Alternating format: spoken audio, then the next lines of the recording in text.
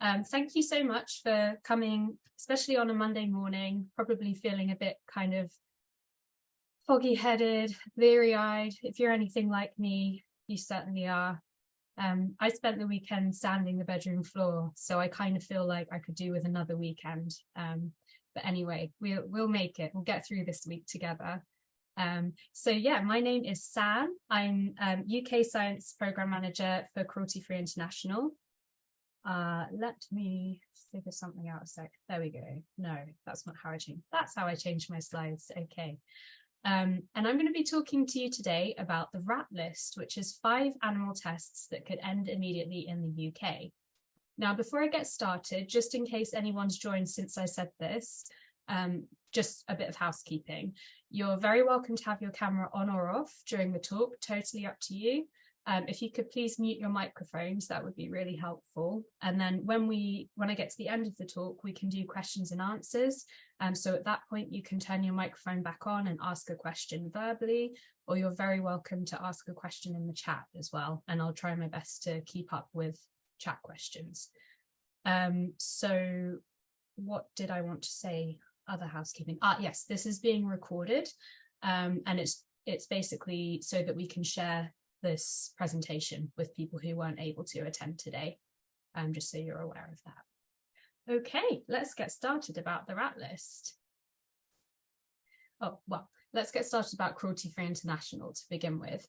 So just to let you know a little bit about the organisation that I work for, Cruelty Free International is the leading organisation working to end animal experiments worldwide.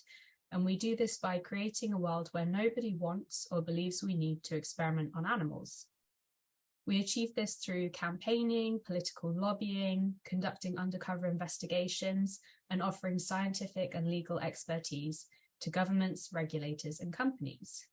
Originally a British organisation, we've been established for over a century, and we now work in Europe, the Americas, Asia, and Australia, as well as the UK. We're the lead member of Cruelty Free Europe, which is a network of European animal protection groups, and we participate in the International Councils on Animal Protection in OECD and pharmaceutical programs. We're probably best known for the Leaping Bunny program, which is our cruelty-free certification scheme that we run for cosmetics and household products.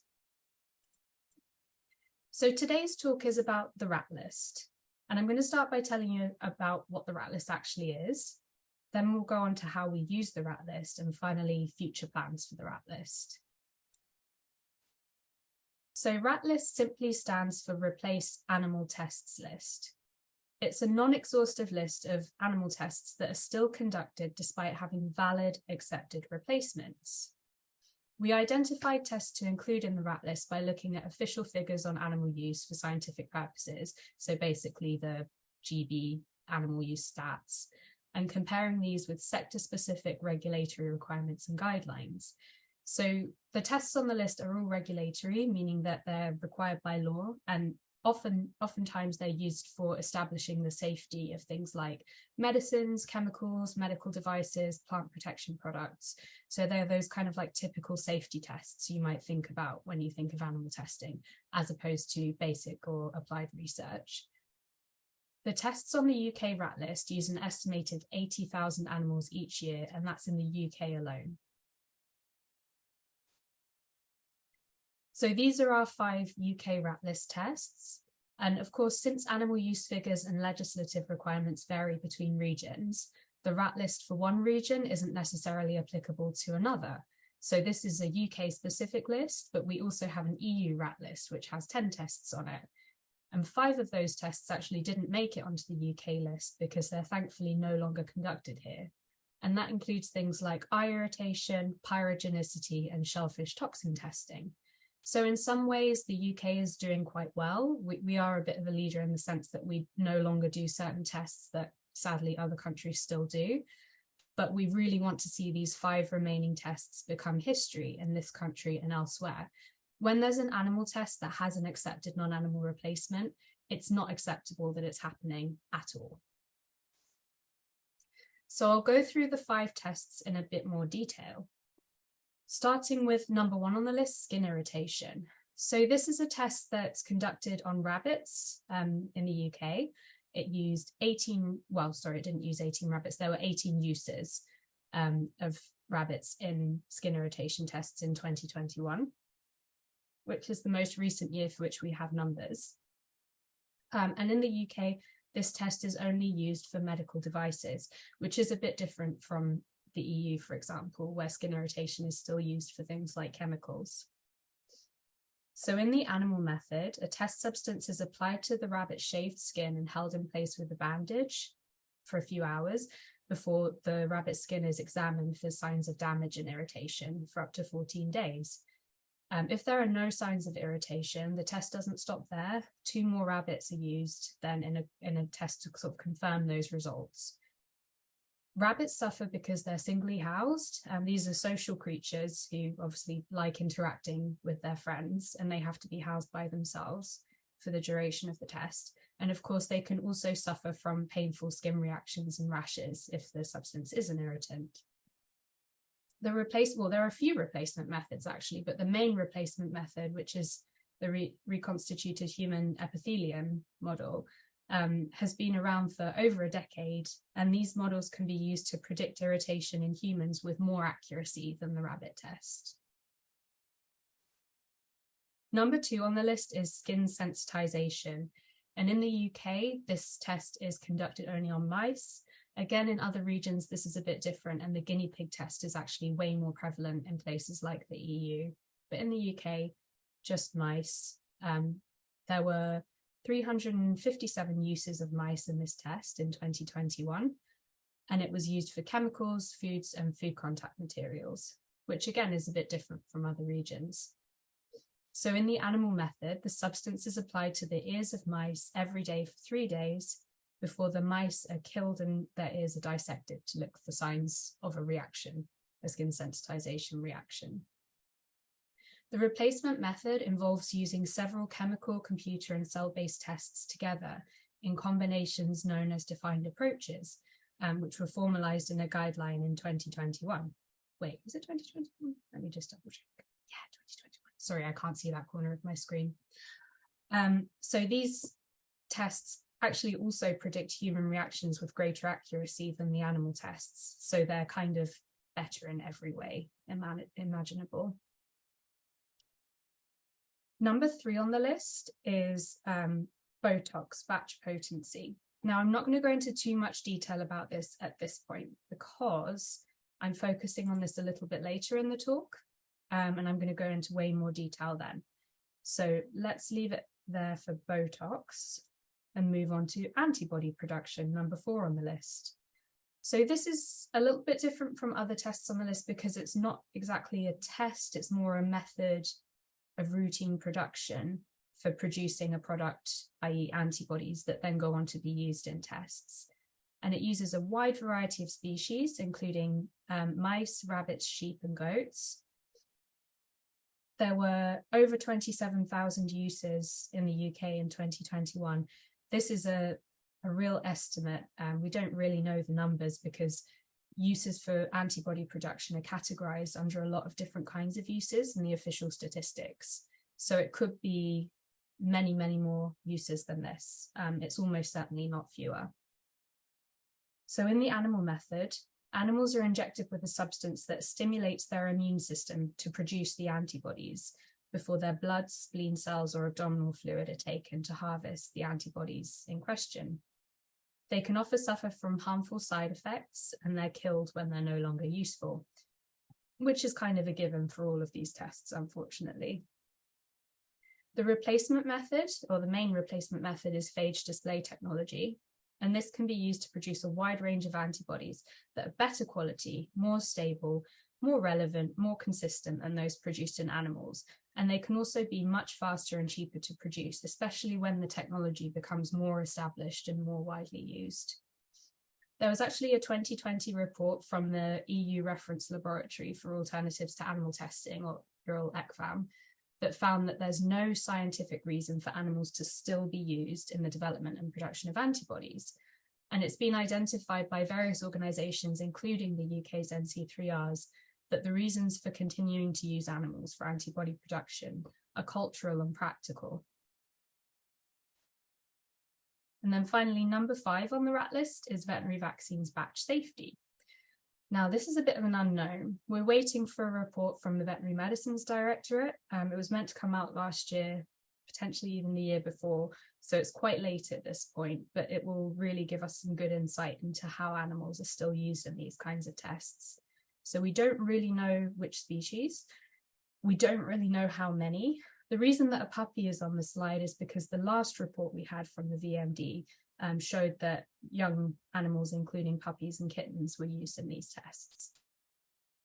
So in some of the animal tests, including the target and laboratory animal batch safety tests, animals are injected with various doses of a vaccine, and then they're observed for at least 2 weeks to see whether they have a reaction to the vaccine.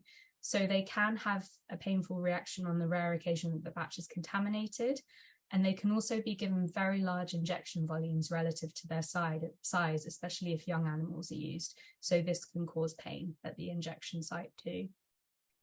There isn't a replacement method as such. It's more that improvements in manufacturing processes have made the animal batch tests redundant. So analytical tools, cell-based tests, both help to establish a product profile for each vaccine batch. And then this is used to see whether this batch is consistent with previously tested batches. So what's the significance of the rat list? Why are we focusing on these tests? Well, in the UK, there's a legal requirement to comply with the principle of replacement, which is that wherever possible, a scientifically satisfactory method or testing strategy not entailing the use of protected animals must be used instead of a regulated procedure. It's therefore not only unjustified to do these animal tests when there are accepted replacements, it's also unlawful. If the principle of replacement was properly implemented, the rat list wouldn't exist. The rat list really demonstrates that this is just not happening as it should. We also feel that ending the use of these tests is something that almost everybody could get behind, regardless of their stance on animal testing. There's absolutely no risk of lowering safety standards when there's a ready-to-go clear replacement for a test. And as I showed you before, there's a significant number of animals to be saved, tens of thousands, if we can end the use of these tests. I also wanted to just take the opportunity to draw your attention to this report from the NC3Rs. It came out earlier this year, and it looked at the processes that are meant to safeguard against animal tests taking place where replacements are available, amongst other things, but this was one of the focuses. So it did look a lot at the kind of research that takes place in universities, which of course isn't as relevant to our rat list test because a lot of these are regulatory. But some of the findings I think are really, really pertinent to the rat list, and they're just worth being aware of if you're kind of active and interested in this field. So for example, one of the quotes from the report is that replacement does not seem to be covered well by any of the review processes, meaning that any of the kind of checks and balances that are in place that are meant to make sure that an animal test doesn't take place where a replacement is available, they're not really working properly. So animal tests are likely taking place where non-animal replacements could be used instead. They found that AWERBs and ASRA inspectors, which are two of the groups of people who are meant to be making sure replacements are used where possible, rarely suggest the use of replacements. And it found that reasons for slow uptake of 3Rs advances included lack of published data on how results using replacement technologies compare to established animal models, and interestingly, concerns about acceptance by the regulator, which is something that we come across time and time again. So companies not necessarily wanting to do animal tests, but doing them because they believe that that's what the regulator wants and that's what the regulator will ask for. So there's the web address at the bottom, definitely worth checking out in your own time if you're able to.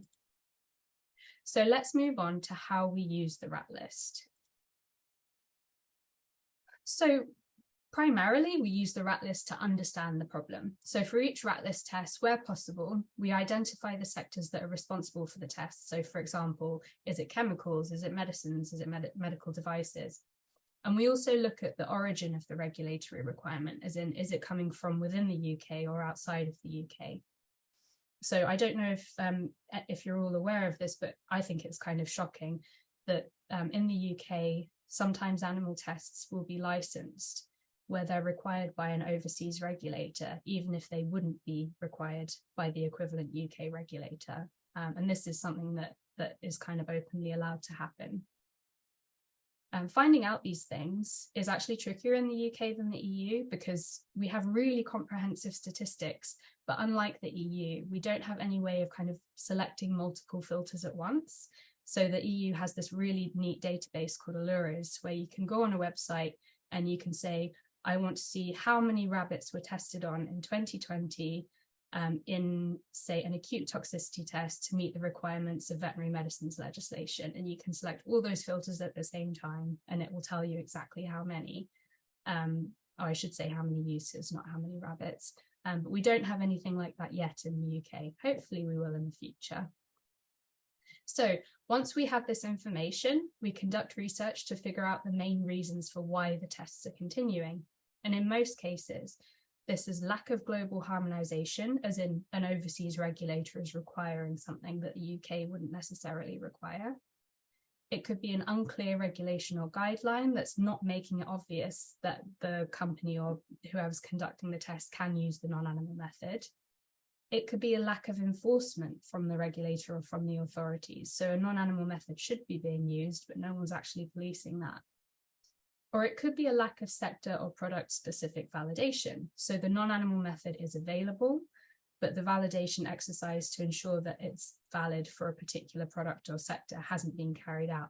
This is a bit of a controversial one because I think a kind of specific validation exercise for every sector or product isn't necessarily the way forward, and it's often used as an excuse not to use the non-animal method. But anyway, I'll leave it at that for validation today because it's a whole can of worms. So as I said before, we're going to go into a bit more detail about Botox testing, just to really illustrate how we use the rat list. So there were around 56,000 uses of mice in Botox testing in 2021. Just so you're aware, this isn't an absolute figure, this is an assumed figure. We don't know specifically how many there were because this information isn't recorded, but we assume that all batch potency tests on mice that are done to meet the requirements of human medicines legislation are done for Botox testing. And in previous years, we've been able to find an exact figure, and it's been very similar to this figure, so we're fairly confident in it. So the animal test is a really, really horrible test. It's very severe. It has death as the expected endpoint in a proportion of animals. So mice are injected with botulinum toxin to measure its potency, and the expected outcome is that the mice become paralyzed, or a proportion of the mice become paralyzed, and they die because their respiratory muscles stop working and they suffocate. It uses tens of thousands of animals each year, as I've said, so that's a lot of suffering. One of the issues with Botox that I feel like I should address is that while it does have genuine medical applications, a large proportion of its sales are for cosmetic or aesthetic uses, for which animal testing should not be permitted. And we know that when it comes to the regulator deciding whether to permit these tests, they don't necessarily know at that point what the Botox is going to be used for. So that's a really big issue with Botox testing. But it's not going to be what I'll focus on today, because the rat list is about tests with replacements, and we know that a robust replacement for the animal method has been available since the early 2010s, and this is the cell-based assay. So just to give you a bit of a snapshot over time, this is the number of uses of mice for Botox testing in Great Britain from 2018 to 2021. So as I mentioned, we do actually have exact figures, I believe for 2018, 2019. And you can see that there were really tens of thousands of mice used, tens of thousands of uses of mice in these tests for those years. So it does appear that the uses are falling gradually, but not quickly enough. Considering that the cell-based assay has been around for over 10 years, these tests really shouldn't be taking place at all. So yeah, it's good that it's going down, but the fact that there's still over 50,000 each year is not good enough. So to what extent is global harmonization the issue? As in, are these tests being conducted to meet the requirements of an overseas regulator? Well, there was an interesting answer to a parliamentary question back in 2022 that said that the Botox animal test is still conducted where there's not a validated non-animal alternative acceptable to the relevant regulator. So this obviously piqued our interest. We thought, aha, who's the relevant regulator in this situation? So through a Freedom of Information request, we found out the answer. In 2021, all of the assumed Botox tests were conducted to meet EU requirements. So surely this means the relevant regulator is the European Medicines Agency. So why might the European Medicines Agency not accept the non-animal replacement test? This seems kind of puzzling, because when you look to the relevant regulation or guidance, which is in this case the European Pharmacopoeia, we can see that the Botox monograph was updated recently, and that this update included clear language about the use of the cell-based assay. So you might think, okay, these stats are from 2021 and before, maybe this update came a little bit too late and we'll see changes in the next few years. I think that's possible, but even prior to the 2022 update, replacement and refinements were still permitted, although admittedly the language around them was a bit more vague and confusing. So I think it's possible that this 2022 update to the monograph in the European Pharmacopoeia could have a really positive impact, and it could result in less animal use. Unfortunately, however, the Pharmacopoeia still describes the mouse assay as the reference standard, and the cell-based assay is discussed in a really superficial way compared with the level of detail that the monograph goes into about the mouse assay. So there's actually still loads of room for improvement. So what can we say about why the test is still taking place? Well, even though the tests were conducted to meet the requirements of EU legislation, I don't think global harmonization is really the issue here. Because when we looked into it, we realized that the European Pharmacopoeia actually still applies in Great Britain. So even though the tests are being conducted, say, for the product to be marketed in the EU, actually we have the same standards. So there's no reason that, you know, the same test wouldn't take place if it was being marketed in the UK or Great Britain. So even though the monograph in the European Pharmacopoeia could be better, as I said, it could be clearer about using the cell-based assay, I don't think it's necessarily an issue that it's an unclear regulation or guideline. I think that monograph is actually pretty clear that you can use the cell-based assay when it's been validated. I think the issue here is actually lack of product-specific validation. So unfortunately, because the mouse test is still the reference standard, the cell-based assay has to be validated with respect to the mouse test by every individual manufacturer for every individual product. When we were still in the EU, the European Commission said that companies should undertake this validation exercise in a reasonable time. But there's actually no real motivation, either carrot or stick, for companies to actually do this exercise. So combined with a lack of intervention from the authorities to make sure that manufacturers are conducting this validation, I think the lack of product-specific validation is the issue that's leading to tens of thousands of mice still suffering in these tests each year. So we have ideas about how to accelerate the process. For example, one of our ideas is making sure that medicines regulators require manufacturers of new Botox products to validate the cell-based assay before they're allowed onto the market. And we're working on getting these ideas implemented. So it's a bit of an unsatisfying ending, but I would say watch this space. So zooming out for a second here, not just focusing on the Botox test, but on the rat list as a whole, we also use the rat list to educate and lobby. So it's on our Cruelty Free International website to educate the public and anybody who's interested. We use it internally to inform and direct campaigns. And we also use it to support lobbying activities. So for example, we presented the EU rat list to the member states' national contact points for the directive in 2021, basically to demonstrate that these tests were still taking place and to hold the member states to account and ask them why these tests are still happening in their countries. And for example, France still uses a lot of animals in a really cruel method of antibody production called the ascites method. So we were able to speak to the French representative and ask them directly why this was still happening, kind of armed with the facts and figures that the rat list gives us. So finally, future plans for the rat list. Well, we'll continue to grow and develop the rat list based on animal use figures and scientific progress. It's certainly not a static document. It's more of a kind of living document and an ongoing project where we'll remove tests that are no longer conducted.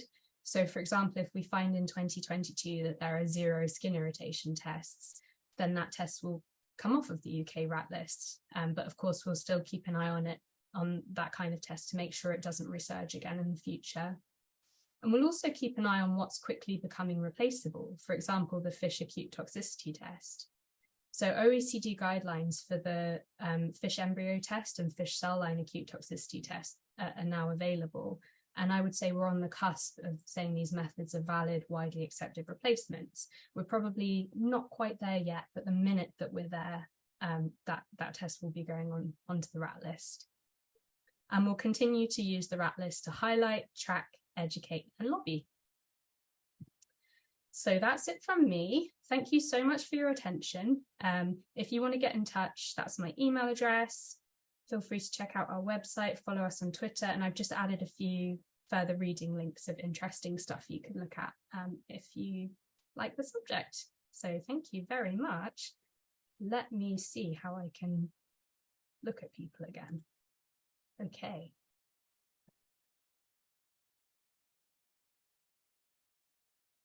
So if anybody has any questions, please feel free to drop them in the chat or just turn your mic on and go ahead and ask.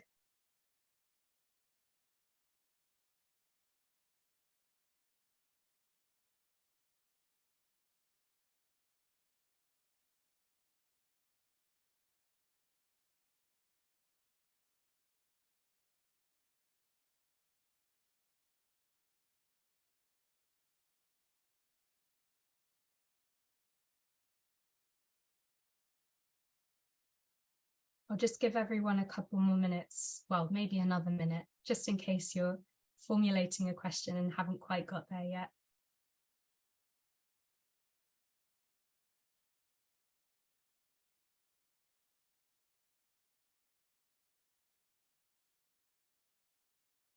Well, thanks for the nice comments, Kathy and Toba.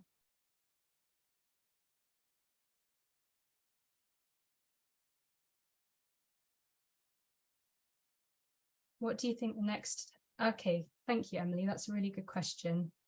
Let me just see if I can see this properly. What do you think the next test on the rat list to be replaced will be? I think it will be probably fish acute toxicity, because I think the methods are scientifically there. I think we're in a position where we can use the cell assay, cell line assay and the fish embryo toxicity test, particularly if they're used together in a weight of evidence kind of approach. And I believe there is an IATA that's being developed for fish acute toxicity to kind of guide how to use different approaches together. Yeah, I think we're really close with fish acute toxicity, which will be fantastic because it uses a lot of animals every year. Even though each single test doesn't use that many animals, it's conducted a lot, and it's a really severe test as well. So it uses death as the endpoint for the fish involved. So yeah, I think that's a really close one, and I'm very excited for the time when that can be replaced. Ash says, why are inspectors not recommending replacements? According to the NC3R's report, the reason is that they don't have the depth of knowledge in every single field that they cover to know to recommend replacements. And this isn't a criticism of the inspectors. It's that it's not humanly possible for there's not that many Home Office inspectors. They have to cover every single field that animals are used in this country, covering multiple, each inspector covers multiple topics. They have loads of projects that they have to review, and they just don't have the depth of knowledge to be able to recommend replacements. That's the issue. So there are various steps in the process. So there's review by the funder, usually, if it's the kind of research that is funded by a funding body. There's review by the AWERB, which is the local ethical review body within the establishment, and there's the review by the inspector. And according to the report, neither the AWERB nor the inspector has the depth of knowledge. The funder might have the depth of knowledge, but they don't really have the legal obligation to suggest replacements. So yeah, there's just the checks and balances just aren't in place, unfortunately, but definitely check out that report. I found it kind of mind-blowing. Jeff says, how can the overseas versus UK requirement? Yeah, how can the overseas versus UK requirements be addressed? I think my mouth stopped working. Yeah, this is a really good question, and I think it's really shocking that so for example, if a skin sensitization test was required for a chemical, an industrial chemical that was being registered in the US, it could well be required to be conducted on a guinea pig for the US, whereas here in the UK, the non-animal method would be accepted. And I believe that the Home Office would authorise in that case. So according to them, they take it on a case-by-case basis. They will only authorise if they feel that there's a good justification for conducting the animal test. But I would argue that if we as a society have said, we no longer want to conduct the animal test for that purpose because we don't believe it's justified, we shouldn't be doing that for overseas regulators either. So I don't know how we can address this. It's a kind of a work in progress. It's something that's definitely on our radar and that we want to kind of engage more with the Home Office on. If anyone has any ideas, they're very welcome to share them. Thanks, Jeff. Right, let's see. Thanks, Monique. Jeff says thank you. Okay, I think that's all the questions, unless please shout if I've missed yours. Just scanning the chat now to make sure. Okay, yeah, I think I've got them all. But thank you so much for your attention and for being really engaged and for asking brilliant questions. I really appreciate it. Enjoy the rest of your week. And yeah, okay, take care. Now I need to actually figure out how to end the call because I don't know how to do that. Okay, thank you, everybody. Bye.